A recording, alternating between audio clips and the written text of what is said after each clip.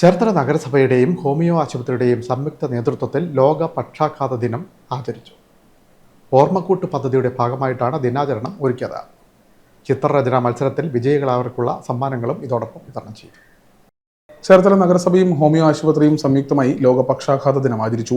ഓർമ്മക്കൂട്ട് പദ്ധതിയുടെ ഭാഗമായാണ് ദിനാചരണം ഒരുക്കിയത്. ലോക അൽഷിമേഴ്സ് മാസാചരണത്തോടനുബന്ധിച്ച് നടത്തിയ ചിത്രരചനാ മത്സരത്തിന്റെ സമ്മാനദാനവും ഇതോടൊപ്പം നടത്തി. നഗരസഭാ ചെയർപേഴ്സൺ ഷേർലി ഭാർഗവൻ ഉദ്ഘാടനം ചെയ്തു. നമ്മുടെ നഗരസഭയുടെ കീഴിലുള്ള ഹോമിയോ ആശുപത്രി വഴി നമ്മൾ കൊടുക്കുന്നുണ്ട് എന്നുള്ളതാണ്. എല്ലാ വെള്ളിയാഴ്ചയും നമ്മൾക്കിവിടെ അതിന് പ്രത്യേകം കോപ്പിയുണ്ട്. അതുമായി ബന്ധപ്പെട്ട് എല്ലാവരും ചെറിയ ഓർമ്മ പുസ്തകമുള്ളൂ എങ്കിൽ തന്നെയും എല്ലാവരും അതിൽ പങ്കാളികളാകണം എന്നാണ് എനിക്ക് ഈ ഒരു അവസരത്തിൽ പറയുന്നത്. പിന്നെ നമ്മൾ സൂചിപ്പിച്ചതുപോലെ തന്നെ സ്ട്രോക്ക് ദിനമാണ്. നമുക്ക് സ്ട്രോക്ക് ഉണ്ടാകുന്നത് എങ്ങനെയാണ്, അത് എവിടെ നിന്നാണ് നമ്മൾ കണ്ടുപിടിക്കുക എന്നുള്ളത് ഒരു വലിയൊരു ചോദ്യചിഹ്നമാണ്. ചിത്രരചനാ മത്സര വിജയികൾക്കുള്ള സമ്മാനങ്ങളും വിതരണം ചെയ്തു. വികസന standing committee chairperson Shobha Joshi അധ്യക്ഷത വഹിച്ചു.